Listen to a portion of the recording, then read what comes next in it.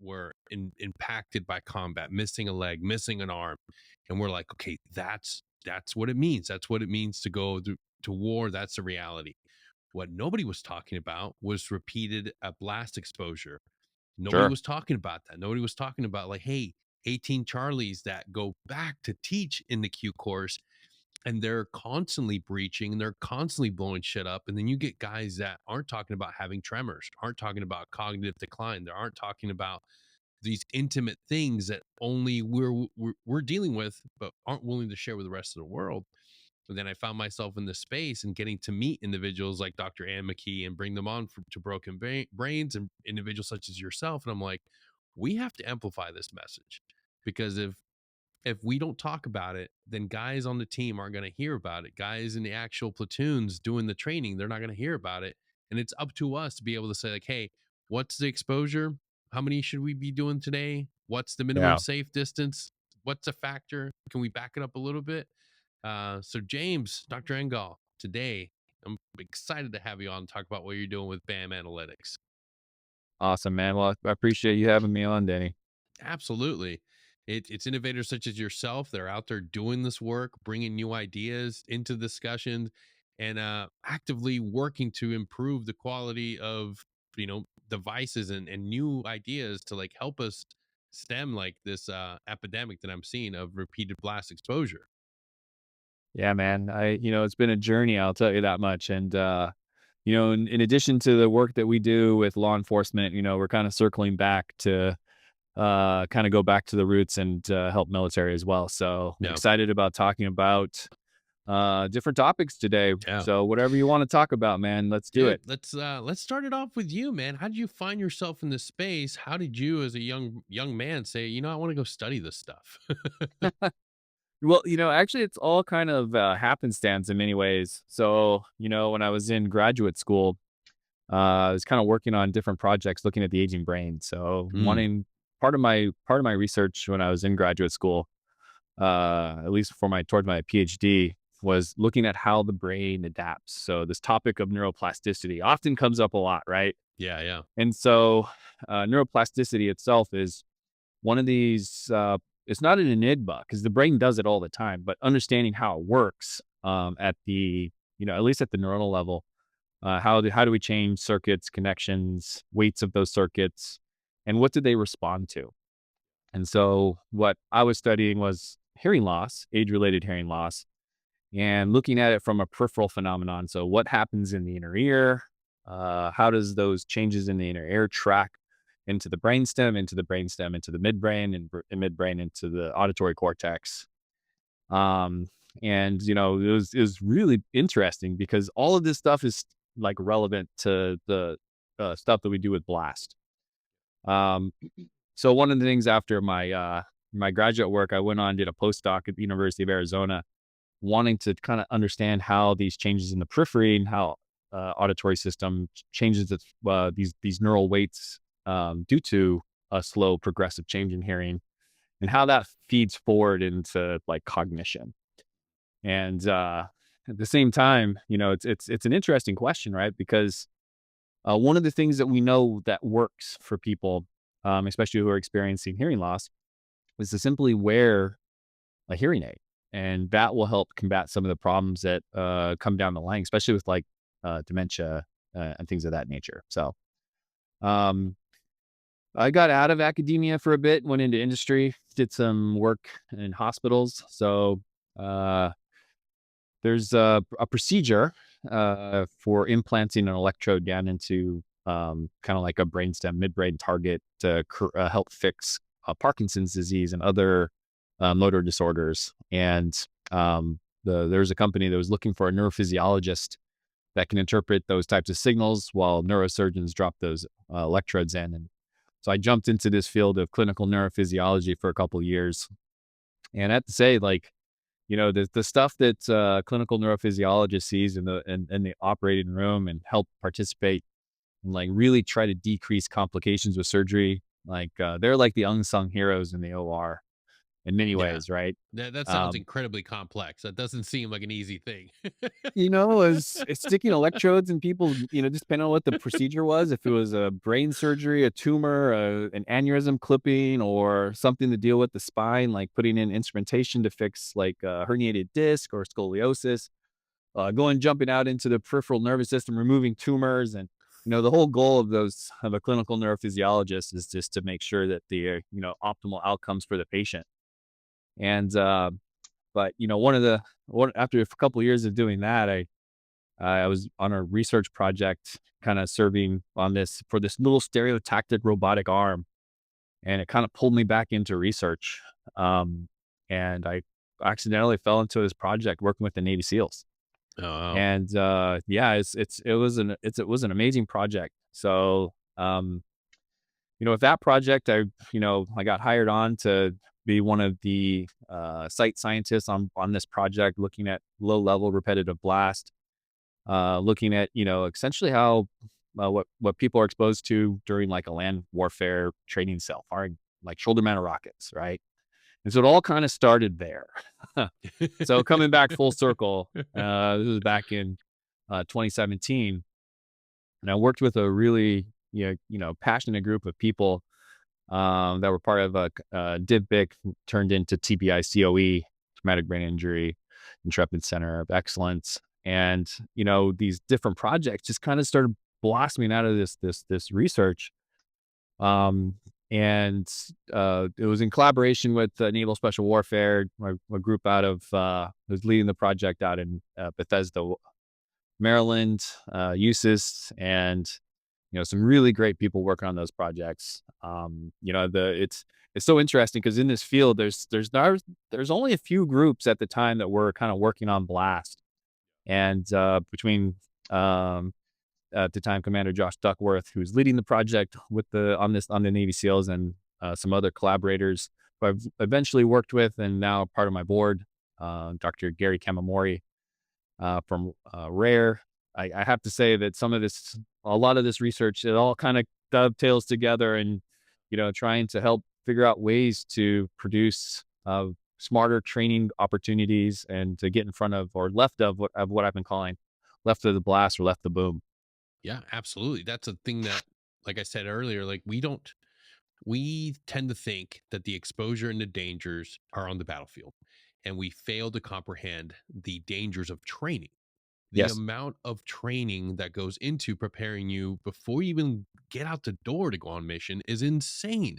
And that's the real issue. That's a real problem. And I think that for a long time, people were studying the effects in combat, doing RAND studies on selected group of individuals, whether it was artillerymen and different FOBs.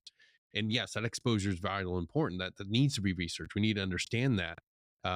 But the guys at home, the training, um, even our conventional army units, the NCO that's running the grenade pit at Benning, the NCO that's running the demolitions training at various soft bases, those exposures need to be understood, and those individuals need to be brought and made aware of like the dangers and how we can mitigate it. And that's the reality. We're just now starting to pick it up. Yeah, you're 100% correct on that. When you think about all of the different, individuals in the chain who are getting exposed to blast, and some of these seminal research papers that were put out by Rare saying, suggesting like 70, 80% of, lifetime exposure being exposed to blast is in training, right? When I'm working with law enforcement units, they're actually getting a lot more exposures, and I've currently estimated around 90% of their exposures are coming from training. But, it makes sense. So when you think about like, the things that they're doing, versus like, different MOSs across the military, they're going to have a different op tempo, different training cycle, things of that nature. So, but it kind of puts things into perspective, right? The operator, their role, RSOs on the range, and every single person who's going to be out there supporting whatever that training evolution is going to be. Like everyone needs to be aware of what blast is, and ways to prevent it and mitigate it, and understand like, okay, well, um, I'm on the front nine of my career, or I'm on the back nine of my career. Like, these are my goals. Like I want to stay in for 20, for 30. This is my goal. Or when I'm finished, I want to go off and, be with my family and be a successful business person, like, doing whatever you want to do. But knowing how to get there, I think, is something that we have to start preaching and talking about optimizing performance, optimizing brain health to get to your goals. Yeah. I think it's also important to understand the physiology. What happens? What do these blast waves do to the brain and the body? Because everybody can think back to when they've done way too many mortar rounds and they feel tired and they feel lethargic, but they don't understand like how these waves are actually impacting the body. Yeah, it's so interesting because, part of, I was part of this program called the Conquer program, great program. And they have a bunch of operation managers who are the heart and soul of their operation, and that is to understand and get in front of blast, right? And one of the things that we can think about when we think about, blast itself is that, you know, different types of charges, different types of devices are all going to affect the body differently, right? And how they're going to interact with the operator and everyone else on the range. So, when we want to dig into like what blast is doing, we got to think about what blast is first, right? And where it's coming from. So, one of the things that we do a lot of weapon mapping, device mapping to try to get like the raw signature from these different weapons and devices. Like what type of pressure is coming from that, right? And then understanding how it interacts with the environment, and then how it interacts with individuals in that environment. So, let's dig into, different. I imagine you have different questions, and we can steer this conversation any direction you like. Let's do it. Let's dive into the weapon systems. That's something that a lot of guys don't really focus on because what specifically 50 cal. Like I will tell you that we don't look at that exposure as being relevant. We really don't. Same with M4s and higher caliber sniper systems like 338. Don't look at it and address it. 762. Don't look at it and address it as something that we need to be aware of. Yeah. And if we could dive into that, that'd be awesome. Sure. Yeah, yeah, yeah. So when you think about, let's just start off with small arms then, right? Yeah, yeah, yeah, And move our way up to large caliber sniper rifles because those, I yeah. love shooting those. Those are fun. Everybody does. And here's the thing: at some point, it's like, okay, I need to set myself. I need to set a limit on how many rounds I want to send down range. Right? Just send it.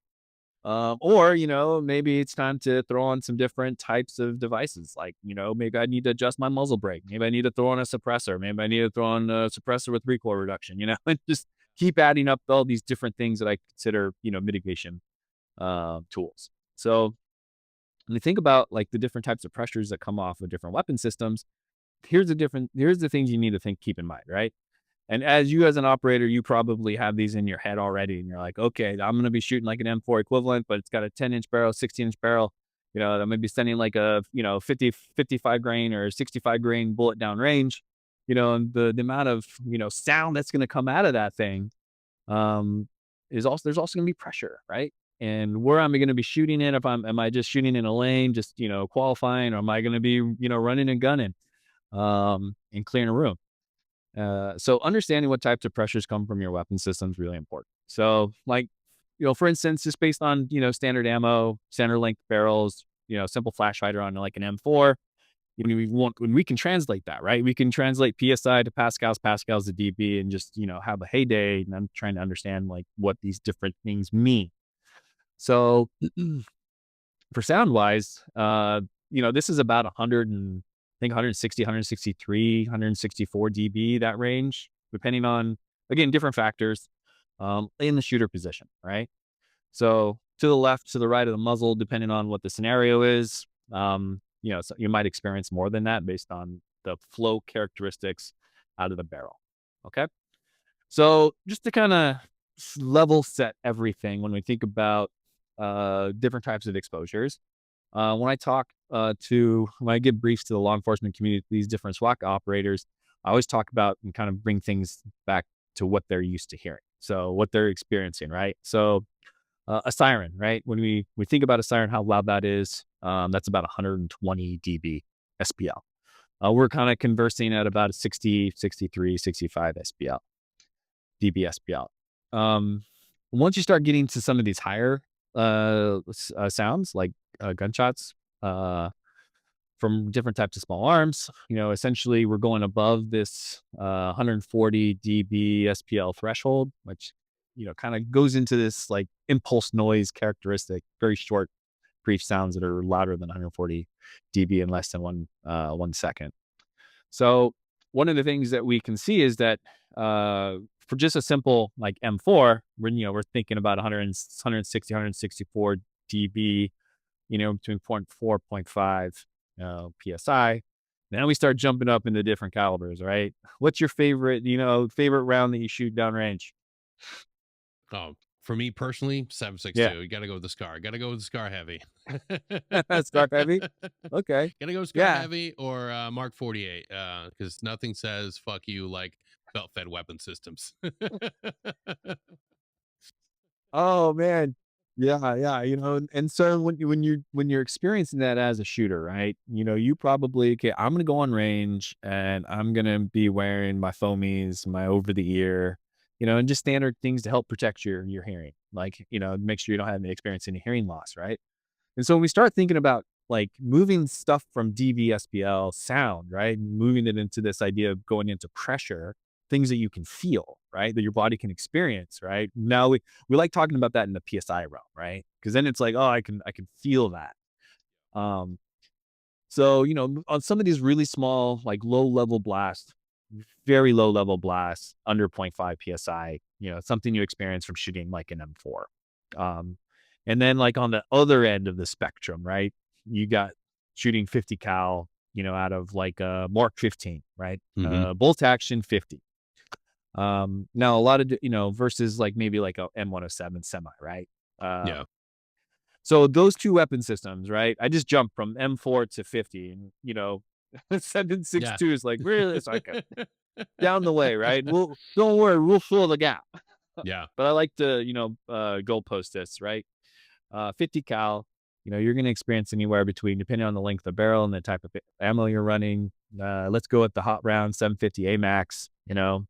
You could experience between 4 to 5 psi in the shooter position, depending on the length of the barrel and muzzle brake, right? So luckily, I've been, going through and studying this small arms, large caliber small arms.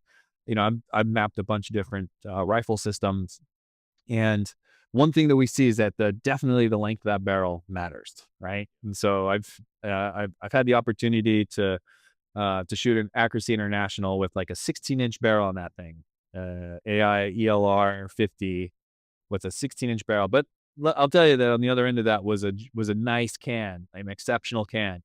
And we'll talk a little bit that in a second. But the pressure that was coming out of that experience in the shooter position is going to be a little bit more because of the shorter barrel. So, you can kind of fill that in the blank. You can get anywhere between 1 to 3 psi depending on the rifle system that you're shooting in the shooter position. Again, barrel length and muzzle attachment is going to change. So, things that when we think about mitigation, um, mitigating small arms, large caliber rifles, hands down, first thing just to go to is just a suppressor, right? And Yes. there's so many Yes. different suppressors on the market. But in the 50 cal range, you're getting, from the Barrett 50 cal suppressor to like a Huxworks to a Thunder Beast to some of these others, you're going to get, sub 1 PSI from zero point 0.5 to 1 PSI all the way down to, when I talk about PSI, down to 0.06 PSI. Yeah. And it's if So when you're speaking to the soft world too, that's something that you can easily mandate on the team level. Run oh yeah. suppressed. Run suppressed. You have them. Be willing to use them. I remember Yeah. there was such a hesitancy at the team level. It's like, we don't need to worry about suppressors. Like, use them. A, you're all about looking cool. You're all about trying to be the coolest guys out there. Use your fucking suppressor. It's part of Yeah. Hollywood, baby. Everybody has them, but we didn't. None of us understood the benefit of it just for like going to the range, doing normal everyday training. There is a benefit to it. There is an absolute benefit to it. And I know what you're saying, well, wear and tear on it. Well, make the unit buy some more. There's In already a contract for them. There's already a contract for it. There's an end of life. It's easy to track. It takes a little bit of extra work to do your round counts to make sure that you're keeping a good track and accurate track of when, those baffles are shot through. Um, but that's an easy thing you can implement right now, especially when you're running the shorter barrels, which is the something that none of us were really paying attention to. You do it when you're in the house, some teams, but those are all yeah. things you can do for mitigation. Yeah, yeah. So, right, there's other things you can do for mitigation too. So just running suppressed, that's what we recommend. Even on range or clearing houses, but everyone has to pick their own can that they like, right? And there are good cans out there and there are exceptional cans out there. And, as long as you're not getting a bullet strike as it's going and, just, obliterating the system, you pick the ones that you want to run with.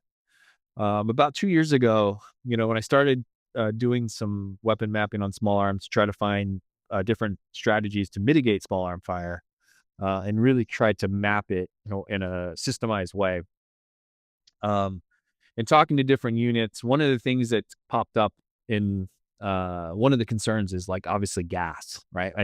So back gassing from those different systems. And so, just jumping on and doing some research online and like what types of weapon systems that are out there, can systems.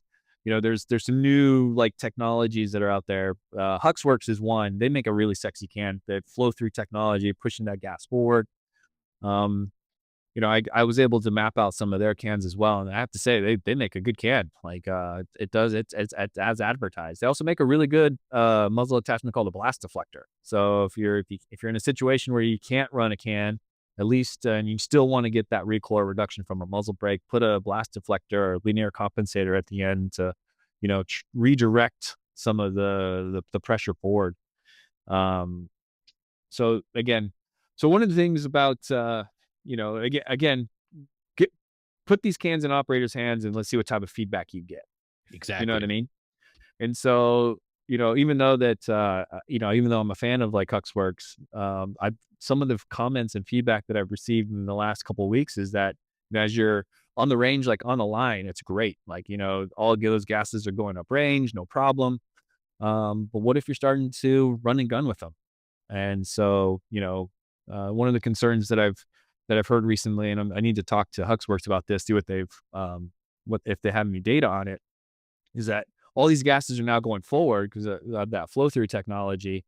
But if you're running and gunning and you're running into it, is it a higher concentration of gas in that spot? And so I need to ask them about some of those questions. But they definitely solved the problem of backgassing. It's not a problem, obviously, with bolt action systems. So, when we think about bolt action systems, backgassing isn't a problem.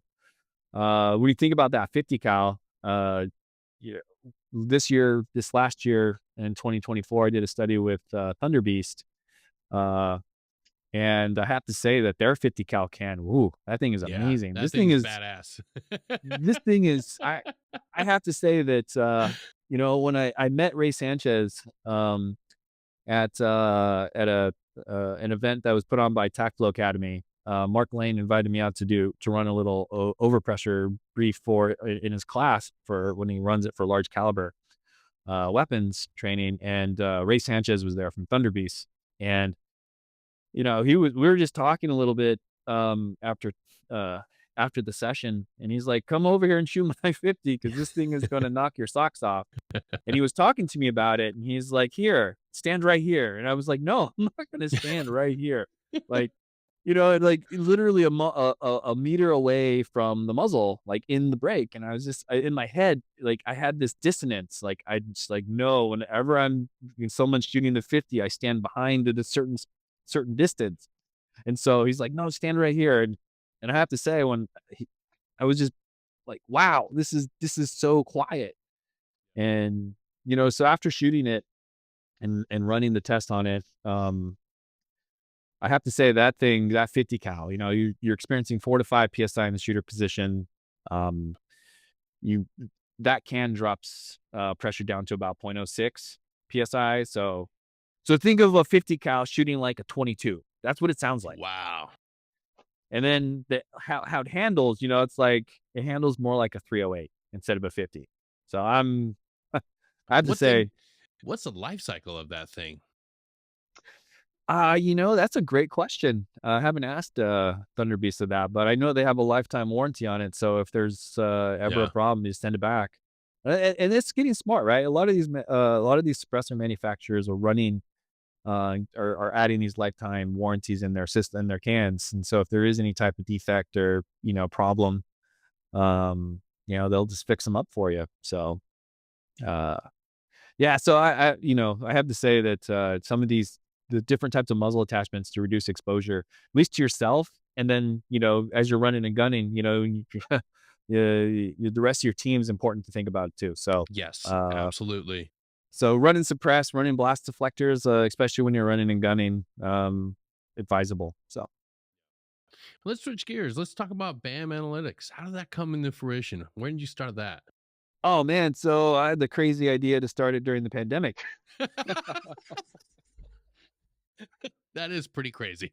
Yeah, yeah. Well, the so it all kind of started. I was working on this project, kind of helping do some blast surveillance as a contractor through the DoD. And the idea was when this project was getting uh, blast gauges, blast sensors out to the units, right, to see if feasibility and kind of show that it's scalable. Um, and some of the problems. Uh, I said so there's some programmatic problems that were occurring at the time. Um, and I decided that, I'm tired of these programmatic changes that are kind of interfering with progress. And so, one of the ways that was suggested to me to try to bypass some of those was to start my own company. And now 4 years later, almost 5 years later, Blast Analytics and Mitigation is, kind of in its, I think we're in our do or die year, to be honest with you. Cause, it's like, when you think about companies, right? Companies have, you get so much, you have so much startup funds, you have so much saving funds, and you put all your money into it. And then you get progress, you get, you wait for units to get grants. And so, we originally started so that I could continue doing some of these weapon mapping efforts, but as a contractor again. But during the pandemic, everything just kind of got nixed, and um, but luckily at the same time, I have to say that I had a retired SWAT operator reach out to me, and he's like, "Hey, man, like, I saw this video that the Navy put out that you're in, like, and he just came across LinkedIn, and he said, definitely something to look into. SWAT operators are, taking similar type of hits throughout their careers. And, he himself said he had CTE. Um, and, at the time it's like, hey, that's a good little lateral pivot to help a community that would probably not even think about this right now, probably until after the DoD finalizes their program. So we've been supporting SWAT units across the United States. We started this program called Operation Blue Shield, and we raised some funds. We did a GoFundMe. We got a little bit of money from that. And we actually launched Operation Blue Shield with LAPD Metro D Platoon, their SWAT team. And, Nice. we did some fun stuff with them. It maps out some breaching charges for them, kind of showed them that where they were standing during their breaching was they were actually, in a safer position. We did 6 months of surveillance for them, kind of showed them throughout their op tempo what we already kind of had an idea what weapon systems during their training cycle was going to be the culprits. And, we have a really strong relationship with them now, just because, it was a good place to start. And we've gotten a lot of support from the state level tactical officer associations. The California Association of Tactical Officers is a big supporter of BAM. They've been helping us push us across the different state TOAs. And right now we're working with the program out in Prince George's County, Maryland. So, Oh, wow. yeah.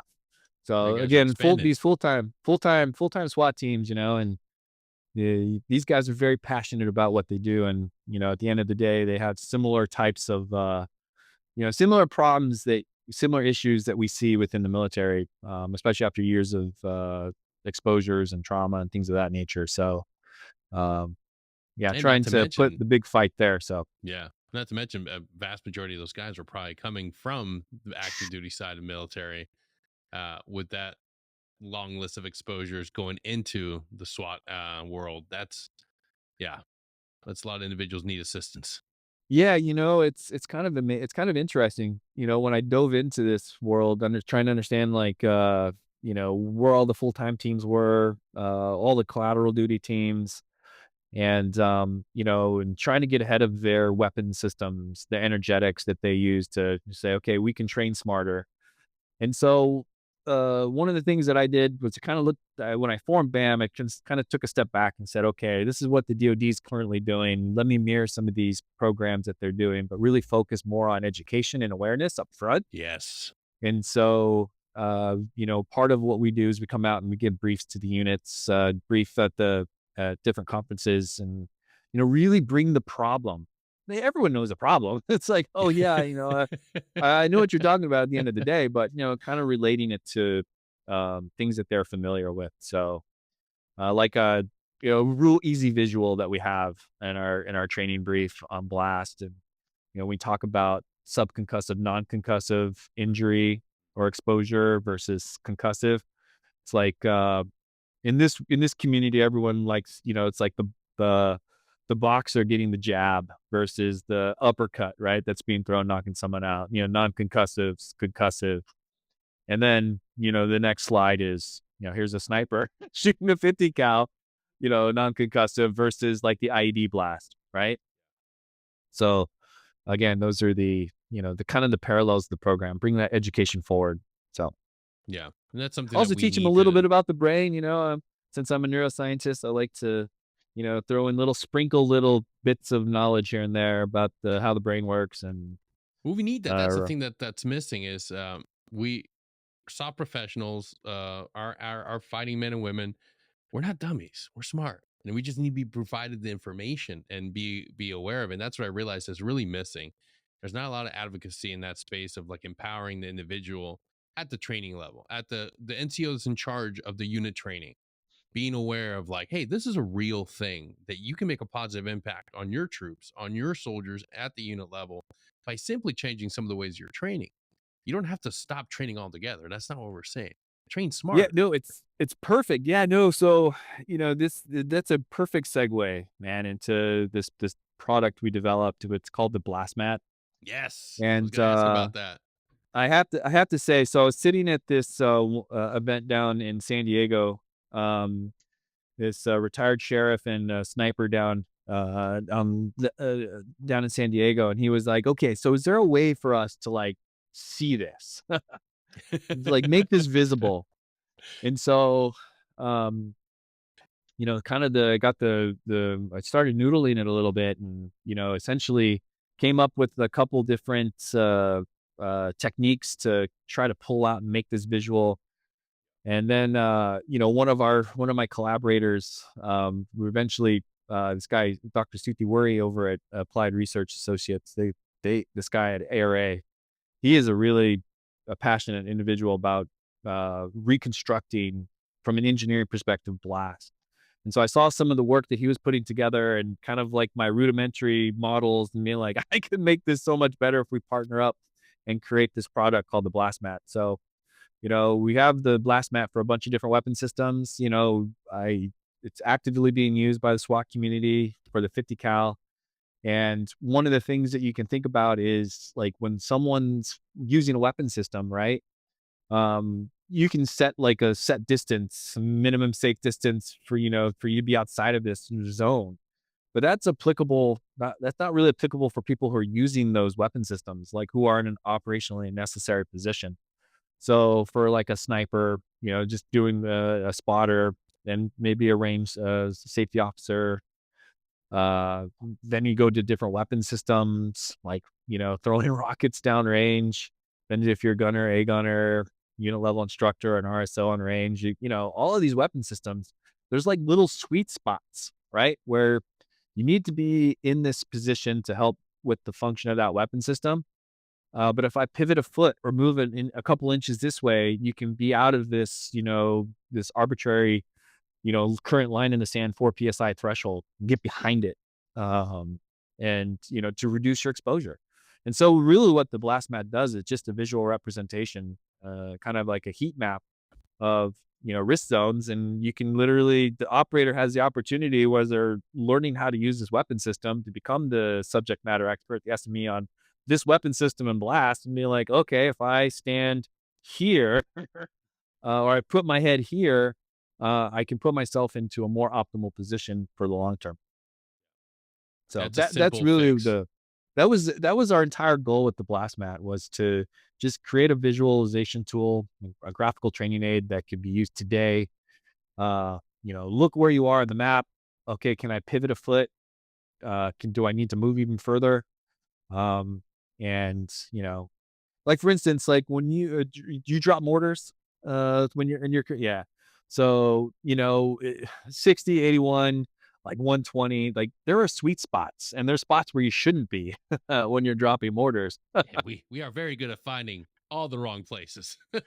Yeah, right. And then when you find that spot, you're like, oh, I felt that one. And so what you're this is the thing, right?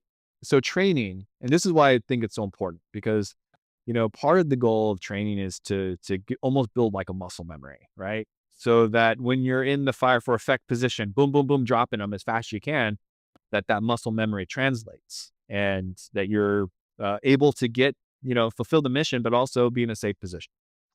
So, or more optimal position. And I think that's the big goals of the blast mat. So I think so far it's been really, we've had some really good reviews on it. Just waiting for Big Army to make some purchases. Yeah, is it available to just anybody can purchase on your website or Yeah, so they can order them direct through us, or you can order them through GSA. So oh, they're so on you are on GSA Advantage. GSA. Yeah, yeah, yeah. They're I'll already put out. a They're out link on to that. GSA. So Yeah, if you're listening and you're a warrant officer, get off your lazy ass and buy that for your team. They're gonna thank you when their brain yeah. isn't mashed potatoes years later. Yeah, well, there's such a focus on brain health now, and it's been there for the past couple of years. Just more and more people are talking about it, and like podcasts like yours and Bruce's, and you can just list goes on, and more people talk about brain health, and making sure that you get optimal performance throughout the lifespan. It's kind of a no brainer, but for me, it kind of, that's me for someone who's been like in it for the last 4 years, being like, how can we make this better? How can we improve people's lives? How can we prevent the horrible outcomes that we're seeing and hearing about too often? Well, the big problem that I've seen and finally come to understand is as our guys are leaving, they're being diagnosed with a lot of mental health issues. They're being given diagnosis of PTSD, mental health. And when you're going through your QTC evaluation and it comes to that TBI checkup, they're giving you a test that doesn't really truly show or really diagnose TBI. They're giving you a MOCA test, which is at best a few hours after having a concussive incident. And then they're for a lot of their times out, they're starting to they're starting to realize that, hey, maybe this is not just PTSD. Maybe this is something else. And they're finally, and if they do, and luckily are able to get help and get treatment, there it's found out like, hey, you have a TBI. You had an actual years of being a paratrooper, years of being infantry. You've knocked your noggin, you've exposed yourself to blasts, and now they're finding ways to get better. And a lot of these people are actually talking about it, and they're getting out in podcasts and talking to people and sharing their stories and being able to say like, hey, it wasn't PTSD. It was a circumstance that came from my time of being a paratrooper, came from my time being a artilleryman. These are real things that we need to talk about and share more, because that's the way we open up the discussion to the guys that are actually still in the fight, still doing the job, and saying like, hey, maybe I need to be a little more smart or a little smarter about the way I'm training, a little smarter about the way I advocate for wearing your ear pro, wearing your Yeah, protection, being smart about training, because we tend to have this culture of like, if you're doing something safe, It's not cool. You got to be the guy that goes and does the things haphazardly. No, I'm telling you, there's nothing cool about blast exposure. Nothing cool about TBIs. Like, do everything you can to mitigate those injuries so you can stay in the fight longer. We need you in the profession. We need you there so you can train the next generation of great soldiers to take up that warrior spirit and go after those jobs that are vital to our nation's defense. We want you to be there, but I also want Yeah. you to be healthy and have a life after the military, have that second chapter so you're not falling by the wayside like a lot of our GWAT veterans are doing. And your program, what you're doing with with BAM Blast Analytics is freaking awesome. And it just shows the partnership is there of passionate researchers, passionate educators that are coming into the space wanting to be part of the resolution, and we need more of that. So I can't thank you enough for what you're doing. You know, I appreciate that, but you know, at the same time, people like yourself, you know, making sure that you know the guys in the front line understand that blast itself is if nobody wants to you know be in in the bad spot, you know, past that MSD, you know, K team on a breaching charge, but you know you have to sometimes, right? Depending on the op, right? And so I think when you start thinking about training smarter, really you have to take this you know perspective of okay, you have to train for this mission. Uh, this is my goal. Okay, do I need to do this every single time, or you know, maybe if I need to blow this door a second time, maybe I go back a little bit further. Maybe I go K45. Maybe I go K45 plus two doors, and you know, make sure it's not you know it's not even a register for like PSI exposure, right? But if you have to, you do it, and you know, you get out there and you train smarter, right? Okay. Well, I'm gonna go blow some doors today. I'm gonna go, you know, clear a house, do some CQB. Maybe then the next day, let's avoid combatives. You Yeah. know, like when you think about some of the easy things you can do, just looking your training schedule and say, okay, on this my training evolution is going to be I'm on Monday this week, I'm going to be in the 50 cal range, you know, Tuesday shouldn't be combatives, right? Like just you know, look at the training cycle, move stuff around and you know, and you can implement that really easily. And that's, you know, on our side for us, the big win was you know, and we worked with D Platoon, you know, the Lieutenant McMillian, just like he really absorbed everything that we said and said, okay, well, I'm gonna look at my training schedule. Here's the data. I'm gonna start moving stuff around over my 6 month evolution. So the first segment of the, you know, first 2 months of their training cycle, they were taking a bunch of hits, some over 4 PSI. And that happens, right? It just depends on the training scenario. Um, and then what they started doing after they started seeing what their exposures were and, you know, they started spacing stuff out. And over the 6 month training cycle, it literally their exposures went down and spread across over that 6 month cycle. And, you know, the team felt like they were more resilient at the outcome of it. And, you know, they're still implementing those changes today. And so training smart is important. So in addition to like taking less exposures to blast, also looking at your training schedule and trying not to get, you know, get your noggin run by, you know, doing some combatives or something. Or Absolutely. maybe even like you did, you know, avoid some, you know, parachuting for a couple days as well, if you can, you know, again, look at the training schedule. So That's why it's so important to plug in white space. Find downtime. Find yes. downtime, dude. It's so important. When I remember putting the long range tracker up and planning for that long train up, and it's like, dude, leave some white space on the calendar for down days after heavy training. Anything that requires you being on the range, doing heavy like guns, doing working with artillery, working with your mortar teams, like figure out a way to put in some white space. And everybody complains about it, but you know what, your men will thank you when they're able to go into their next chapter and they're not dealing with health issues. They'll say, wow, I'm glad I had this guy as my platoon sergeant and he knew what to do with scheduling. He knew how to give us a little bit of downtime. Same for the ODAs. If you're a team Yeah. sergeant, it's your team, you run it, put some downtime, make sure that when you're Yeah. going to the mortar range the next day, admin work. Guys are going to complain about having to do paperwork, but guess what, they'll be ready for the fight when they need to go. Well, uh, you know, what we're, kind of what we've been talking about. And, I think with so much focus on this now and thinking about, longevity, lethality, all these things, all these components, right? Like what recovery does and built-in recovery days, even if it's, maybe, depending on how it's spread across that, your training schedule.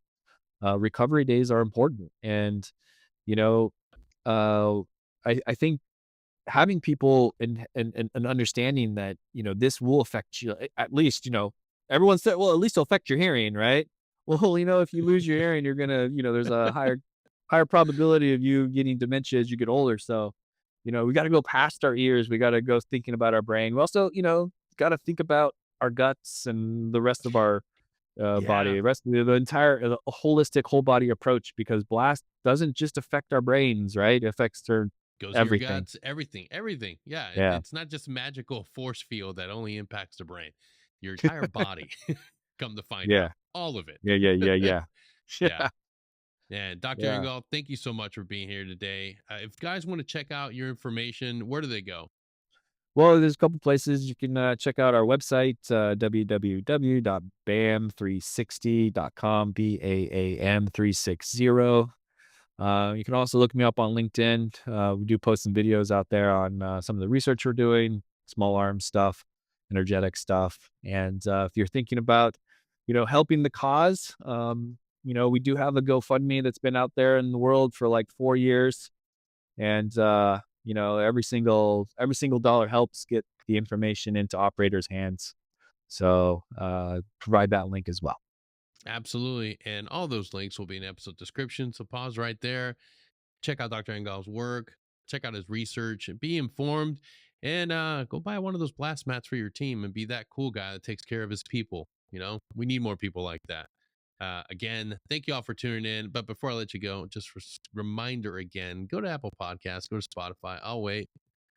Go to the review section, leave us a 5-star review, leave us a few comments. And if you've enjoyed the content, please share us with your friends. They'll probably like it too. Again, Dr. Engall, thank you so much for being here. Thank you all for tuning in, and we'll see you all next time. Till then, take care.